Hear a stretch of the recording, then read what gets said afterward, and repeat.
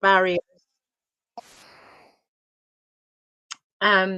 Yeah, so experience layers and layers and layers of barriers to accessing higher education, re-establishing their lives, most importantly, and as a kind of extension of that, re-establishing their professional lives. And that seems to me to be very unfair. Um,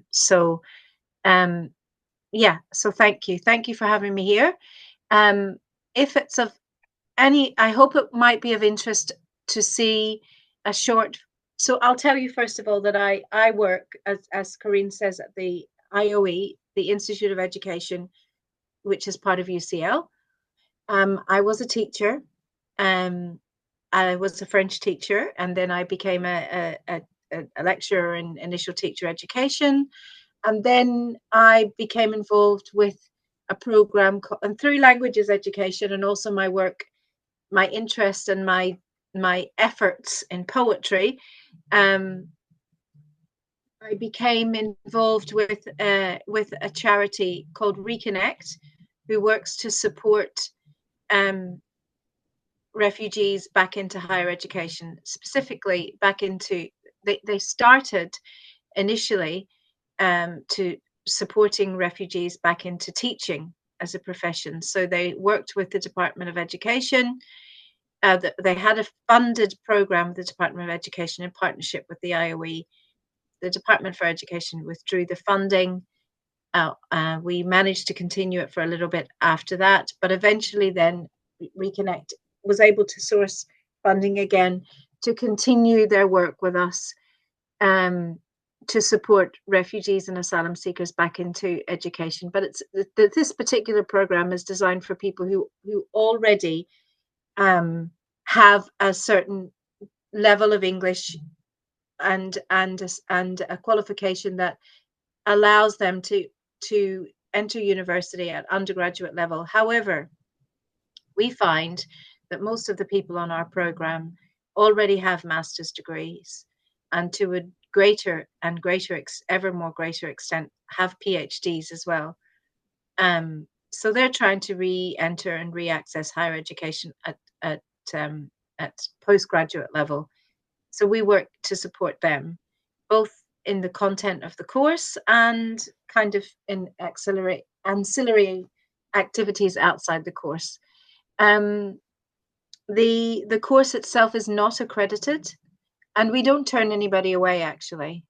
So although the course is designed for people, it's not an English language course. It's not designed to develop English language skills.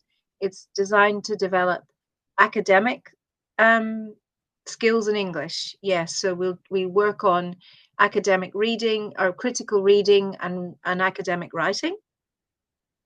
Uh, that's one section of the course. It runs for 10 weeks. It runs 3 times a year. So it runs every term with a different cohort. And we can separate it into different blocks or modules. And the first one is academic reading and writing. The second one is we do a collaborative poetic autoethnography, exploring the experiences of refugees and asylum seekers seeking access to higher education. And the third area is we develop kind of academic presentation skills, and we do that through a project on the British Museum. We explore the question of whether or not items chosen by the participants should be repatriated or not, and we do that to develop academic presentation skills. So really, it's a well recognized course, I think. So even though it's not accredited, we a reference, I believe, to say that you have participated in the ReConnect course is a good thing to have, and also the other soft skills that we hope we all develop together on the course make it really worthwhile, and the connections, I hope, that people make um, through the course is useful, even though it's never as simple as we would like it to be, in that we do offer support to people who are in the process of applying for a place, but we always find that barriers just pop up out of nowhere, and so it's never so we're not always able to help navigate those barriers immediately, and sometimes we see the impact of the connection that we make maybe 3 or 4 years after someone has finished the course. So but the point is that we do have a long and enduring relationship with ReConnect and with the participants, and that although because of the extent of the structural inequality uh, inequalities that exist, impact is seen slowly, but we are seeing impact with different individuals, and that is really really important. Um, the thing about the ReConnect program is that you need to be London based to attend the ReConnect program. So if any of you are or find yourselves London based and want to participate in the program, um, it's you would apply through ReConnect, and then the applications come to us. And if you don't mind, I'll show you a short film about ReConnect and its work and our work together. In case you do, is anyone in the room from London? In London? Not Yes, at the moment. I'm in London. You Where? West Acton. Okay. So you're okay. So that's in London.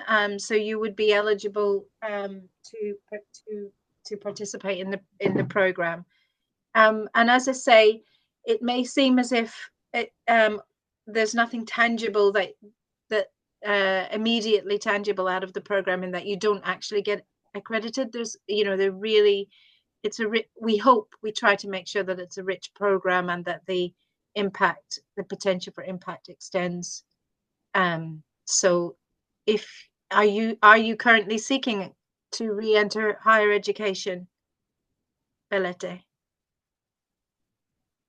Yeah, I am trying to join higher education. Yeah, I'm trying. And what would you like to? Do you mind telling me what you have done and what you might like to do, if you know what you might want to change direction?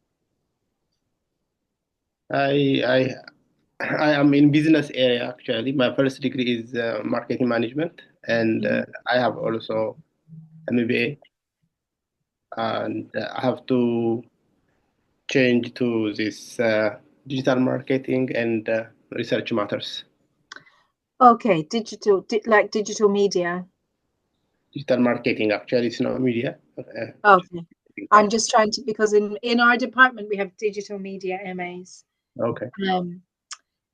So at the moment, actually, we have managed to. I work in a wonderful department where our head of department is very supportive. And last year and this year, we managed to secure part-time bursary schemes for past participants on the program, as a way to extend the impact of our partnership, but also in the hope that we can develop it into something bigger in the future. So that's why it's directed specifically for past and current ReConnect participants. But if you were to apply to go to the ReConnect program this summer term, if you were to apply now for a place in summer, you would be a current participant. And we have up to 4, we have a bursary available for up to 4 part-time students, 4 students to study part-time on our master's programs. Obviously, you have to you submit the application, and your application will be assessed in the normal way, and you have to meet the requirements. But as we know, meeting the requirements as a refugee or an asylum seeker, even if you do actually meet the requirements, it's there are lots of difficulties that arise in proving that. So we support you through that process. The only requirement for this particular bursary scheme is that you're a current or past ReConnect participant. And in order to be a ReConnect participant, you need to be based in London. So it might be something that you might want to look into. Can I ask, Anya, if there are students, many of the students on Olive are in a place where they will not stay that long, so they might come to London, they might come close to London. So, you know, some programs like Code Your Future, for instance, has a requirement like you need to be within an hour of commuting or something. And even in London, that might be very difficult, actually. But do you have a sense of, oh, somebody could come from Sutton or Wimbledon or, you know, something just outside, or what do you count as London? I think I don't actually know what's counted as London, but I think probably within zone 6, you know, I don't, I'll have to clarify that with the director of the charity, but I just know that you need to be, don't know the exact radius, but for their funding, their model requires, it's a charity that's designed to look after London-based applicants, and that's how they get their funding. So yes. And is there a requirement that you have refugee status or something similar, like Arab status? Yeah, they apply that you can be a forced migrant, refugee. It's also not, you can be an asylum seeker. Wow. And actually, that's the good thing about the bursary scheme. The bursary is going to be also for asylum seekers. Yeah, we have managed to make sure that, because this is a thing that refugees and asylum seekers really should know and don't know, unfortunately. Hi, Janak Gal. I'm just going to switch your, I think if we can perhaps switch you to, oh, you're on mute now. That's great. Thank you.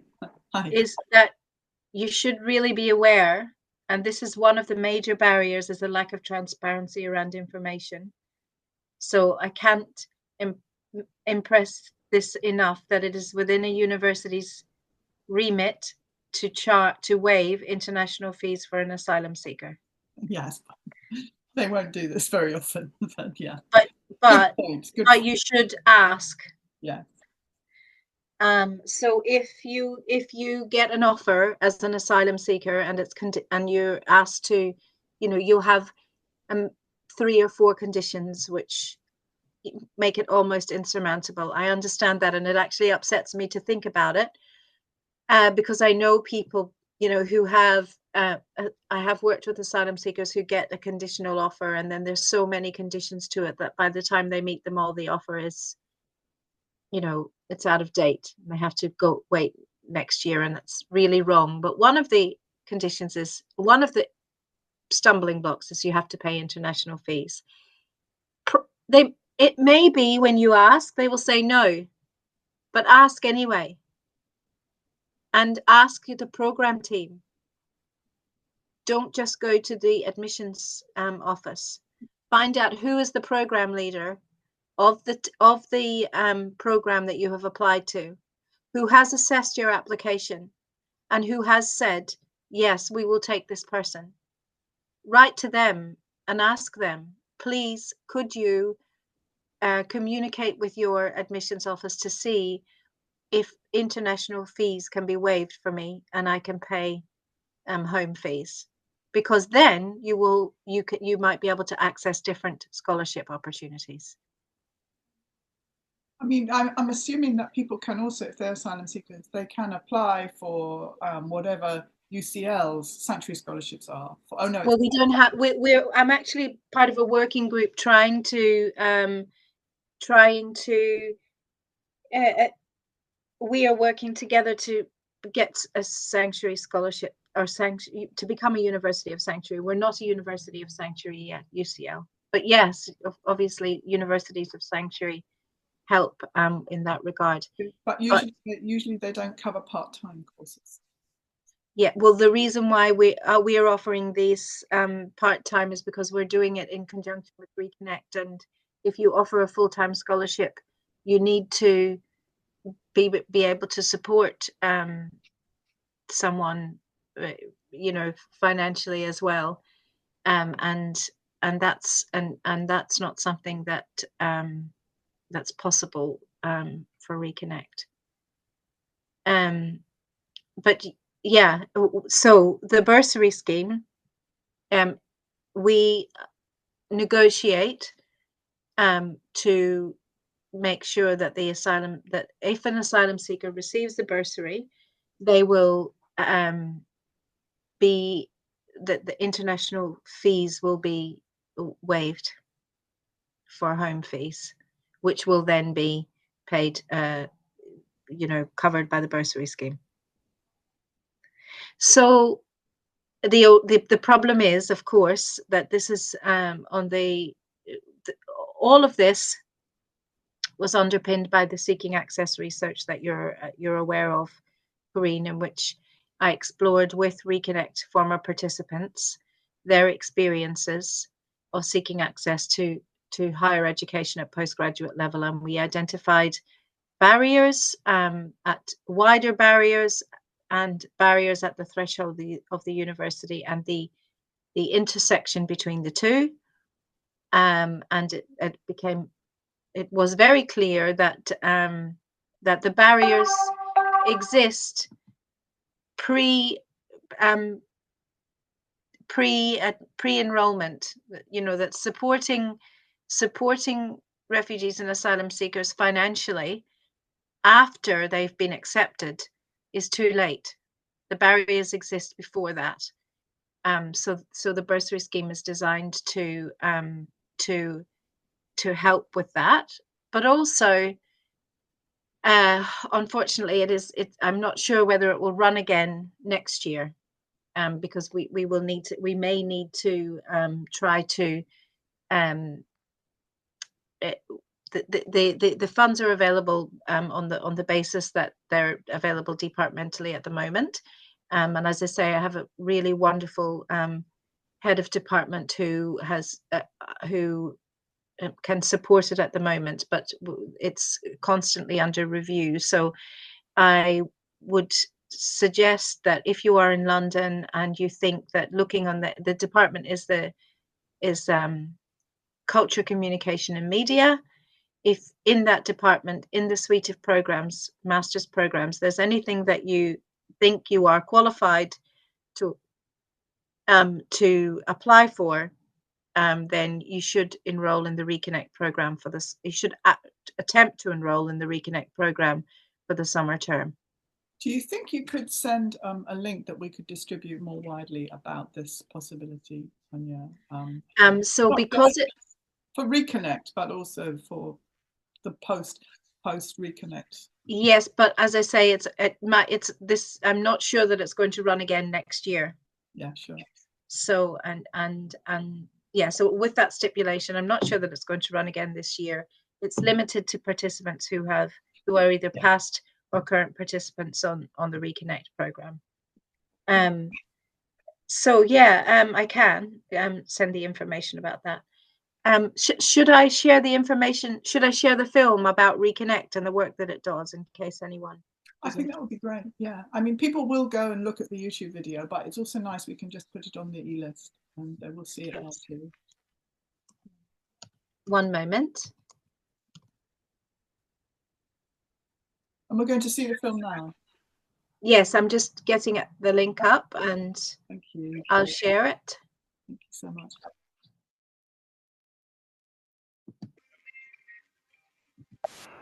Second.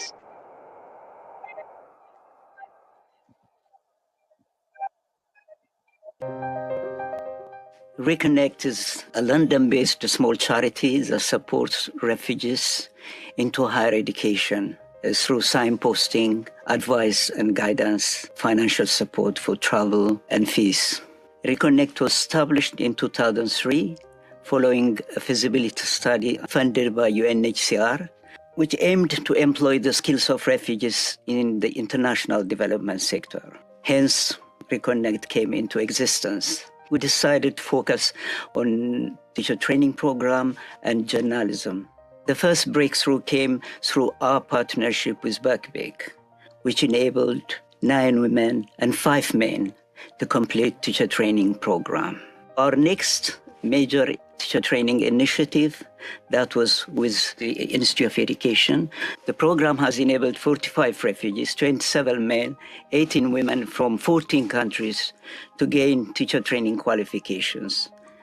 Inspired by the work of ReConnect and its director, Theodros Abraham, we work in close partnership with ReConnect, the charity, to deliver and constantly redesign the ReConnect Preparation for Higher Education program and carry out research associated with it in order to try and improve the experience of refugees and asylum seekers who are seeking access to higher education. And we also offer schemes such as the Buddy Scheme, the Mentorship Scheme, in which we partner former ReConnect participants with academic members of staff in order to help them deal with the barriers that arise as they are attempting to access particular programs. I really love being part of the ReConnect programme because it gives us an opportunity to work with very highly skilled, highly professional people from all over the world, from different countries, from different professions. And I find that they bring such a lot to the course, that it's not us teaching them, we're teaching each other, we're exploring together. And we all end up growing through this course.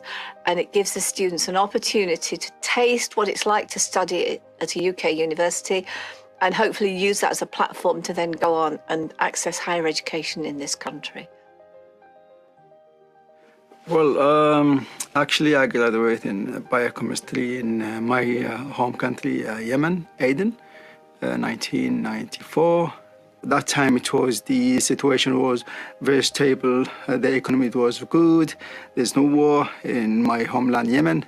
But of course, after that, everyone knows that the complicated situations and the critical situations in Yemen starting in 2015 until now, unfortunately, pushing hundreds of thousands of people to look for safe havens in Europe, Asia, Africa, to just find a place to save their lives with their families. And for myself, I found my way to the UK, fortunately. UK education system is totally different what we learned before in Yemen or another places outside the UK. So I don't have any idea about the education system in the UK, and ReConnect course gives me the strength, gives me the confidence, gives me the knowledge, the know-how, how to proceed in my higher education path. Before I came to the UK, I worked as a lecturer.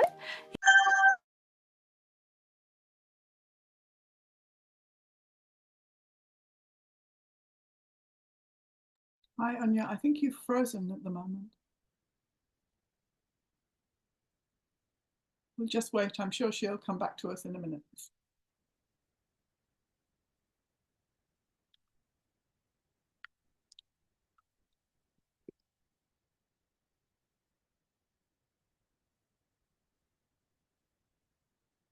Hi. Hi, Anya.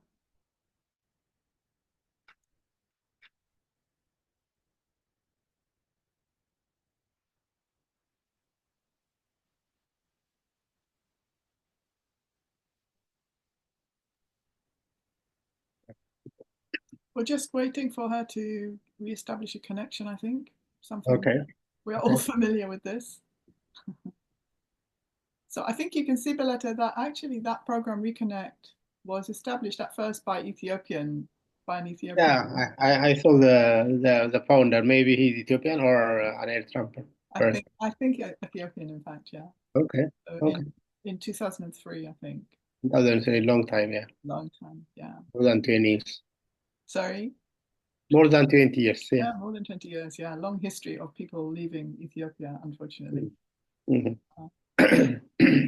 So, Janakal, how are you? Are you interested? I'm not sure if you are part of the main Olive program, but I think I've seen your name on that before. Not sure if they are listening.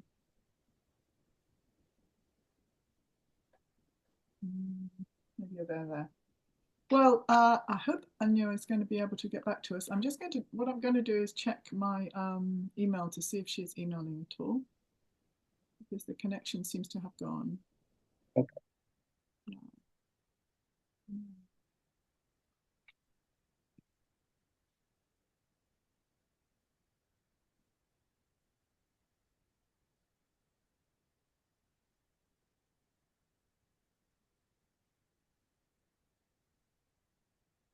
think I will just stop the recording for the minute because she is not able to connect at the moment.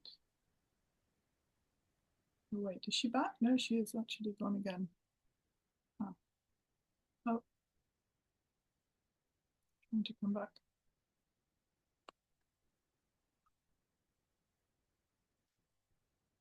Opportunities, but also at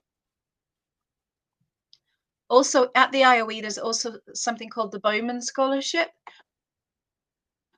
which is for a foundation course. So it can help those who maybe were at the beginning of their undergraduate study and it was interrupted, or who were having trouble getting where maybe they were halfway through their undergraduate study and they're having trouble getting that recognized. Maybe the Bowman Scholarship might be a good option for them. So I'll put the name of that in chat as well. That would be excellent. Yeah, thank you. We can put the link. Oh, and I can send on the information about it. Okay. So there's the Bowman Scholarship.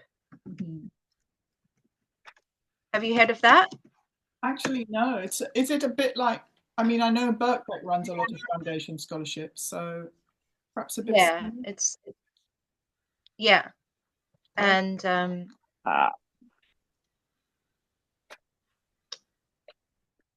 does it? And then my department is called. Go ahead. Sorry, can I speak? Please do, Janakal. Yeah. Yes, please. Hi everyone. I applied last year for Bowman Scholarship, and I answered everything in the interview they asked me, but I didn't get they didn't give me offer. And this year, I have offer from 5 university, and I'm applying again for the Bowman Scholarship because I have the qualification. Like my qualification is B.Tech Level 3 Applied Science. I don't have 3A level to apply for the UCL degree because they require 3A level and they not accept for biomedicine B.Tech qualification. The only option that I have is the Bowman Scholarship, which is foundation year. But I am afraid again, which I applied and they rejected me again. Is there is any option to like speak with someone or to help me like in this journey? Did you apply a second time? You said. I will apply this year, second you will time. Apply. Yeah, I will apply. Oh, well, my recommendation. Are you based in London? Yeah, I am in London. I'm just waiting for my IELTS result, and when I receive that result, I will apply because I want to send a complete application to them. So my advice would be to apply for the ReConnect program in the summer term, and then we can. It's not actually part of the core course content, but this is something that we do. You know, if you're applying for the Bowman Scholarship, I can link you up with someone there to talk you through how to improve your application, and also give you written feedback on your statement of application for the Bowman Scholarship. So the name is ReConnect. I'll send the information to Karine. Are you part of another round of the course in the summer? Yeah, that would be fine, wouldn't it? But are you part of the Olive program anyway, Janakal?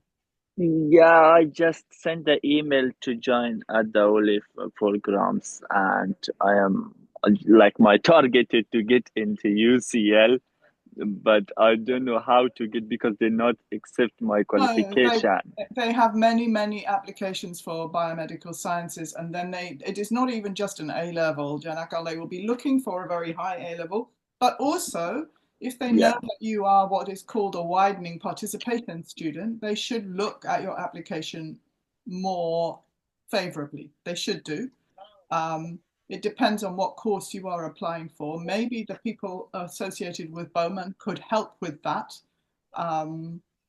Yes. Yeah.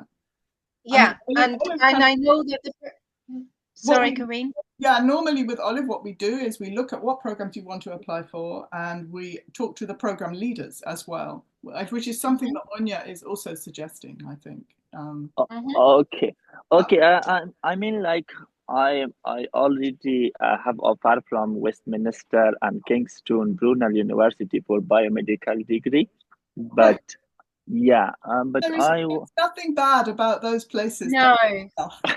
Yeah, but I want to join to the UCL, and that's why I'm trying to apply for the scholarship or reconnected program. I have the application. I think I will send it today. Okay. Yeah. Of course, try. But honestly, it is also good to go where somebody wants you, you know? Yeah. Yeah. If UCL is being snobbish about your qualifications, that's not good. But they are snobbish about qualifications. It is the same where I am, which is Bristol. They are snobbish, you know.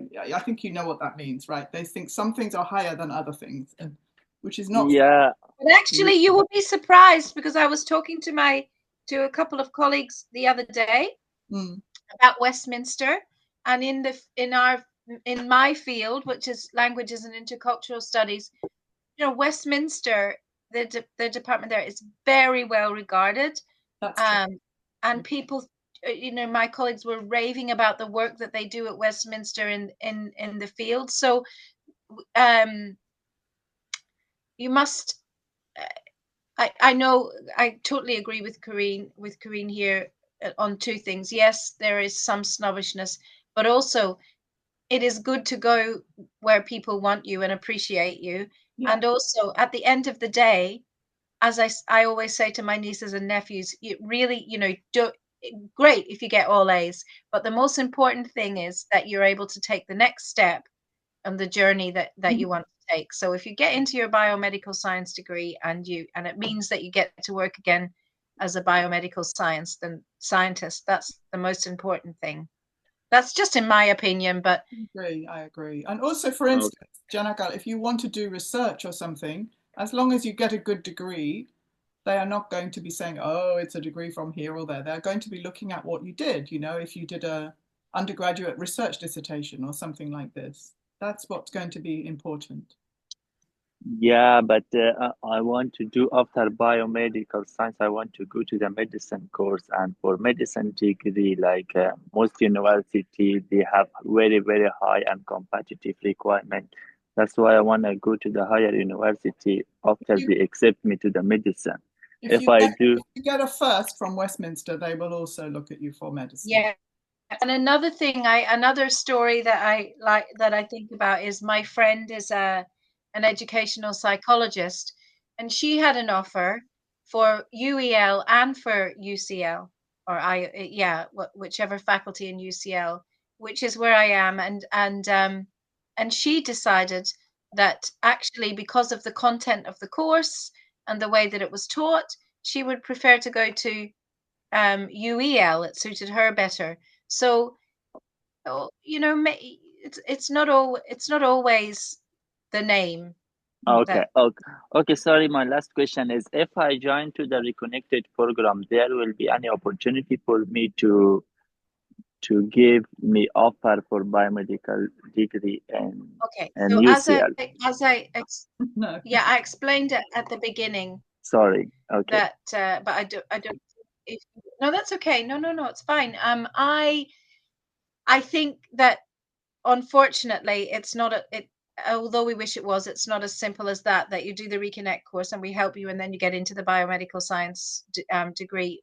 We find that we often, it can take some time. We can keep working, but it can take some time after completing the course to actually manage to get people in the door of where they want to go. That ReConnect is not an accredited course, so it won't work. It won't kind of count tangibly, but it helps in other ways. But what it can't do is make it any easier to get through the application process, other than the support that we offer in kind of mediating that process. But it doesn't change the requirements.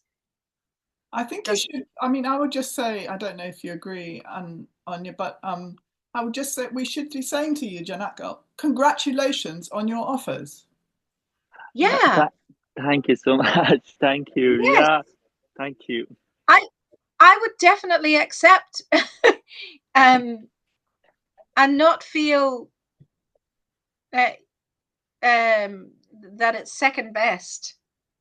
I think it's great. It's quite important that in the UK, all the universities charge the same amount of money. It is not like there is one group of universities that is really very, very different from the others. You know, I know in some countries it is like that, but in the UK, they are all supposed to be roughly on the same level.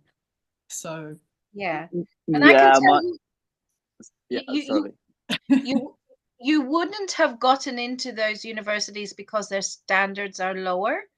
Maybe they just had a better process for assessing the applications. You know, I mean, like when I try to apply like for the Queen Mary or King's College, Imperial College, like UCL, but when I check the requirement, they all say for biomedical degree A star, A star, and A for A level. They don't accept BTech level 3 qualification. No. And that's why I try to apply for foundation year, for foundation UCL. And for foundation year, there is only one piece is international piece. The only option that I have is the Bowman scholarship. And I will try and I hope someone help me. It sounds like ReConnect could help you with that. Does the Bowman Scholarship apply to a foundation in biomedical sciences? Is there a foundation? Yeah, it's a foundation year, but you can apply for any degree except medicine, and that's it. Okay, fine. But so you could actually be in a position where you're starting a biomedical science degree in September if you already have an offer. Yeah, that's true. Yeah, I have offer. Yeah, I have offer for September.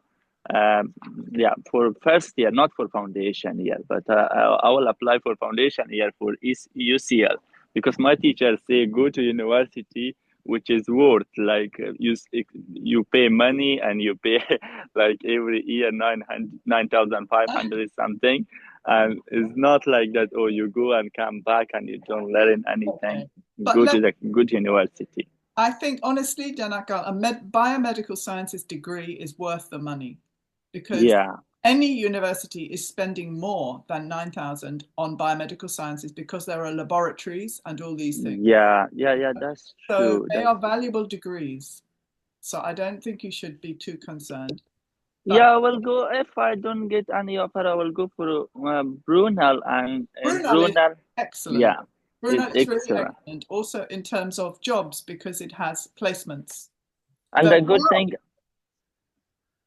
good thing is about Brunel is like each year 10 top students from biomedical, they can transfer to the medicine. I will try this. This sounds very good. Yeah. Can you tell me, I think I put this in the chat, Janakal, I don't recognize your name, but because maybe it's you had a different name on the email, but I just want to check. So if you put in the chat what your email is, I just want to check you are on the olive list. Okay, sure. I will send you my email now. Thank you so much. Anya, thank you. That's really helpful to know about those links though, for especially for UCL, because many people feel you cannot reach UCL. I don't know. Is Anya still there? I was muted, so I'm really sorry about that. That failure in my my connection. I'm happy to come back again another time. I will send the links to you, Corinne, about the Bowman Scholarship and the ReConnect program. Wonderful. And the bursary scheme that's available to ReConnect participants for this coming year only. And and hopefully we will meet again. And I wish you, Janakal and Bilite, I wish you very best of luck. Is there anyone else on the call? There is. Usmanya. Hi, Usmanya. Do you want Usmanya? Yeah. Did you want to say? I've got like 4 minutes before my next meeting. Fine. If you have anything, no, what I mean is if there's any other question or anything else before I go, I can. No, thank you so much. Thank you so much for your support. Thank you. Thank you. We appreciate. Thank you. Thank you very much. But for the next step, how do you communicate to you, or we're getting you through Corinne? I think, either me or the other coordinator will send an email, Belete, with the links that you need. And Osmania, just get back to us if you are not on mic now. Just get back to us later on the email if you have any questions about what Dr. Anya was saying. Yeah, thank you so much. Thank you. Thank you. Thanks so much for being here. My pleasure. Bye. Bye. Sorry about the connection. No worries. It happens all the time. No, okay. Thank you.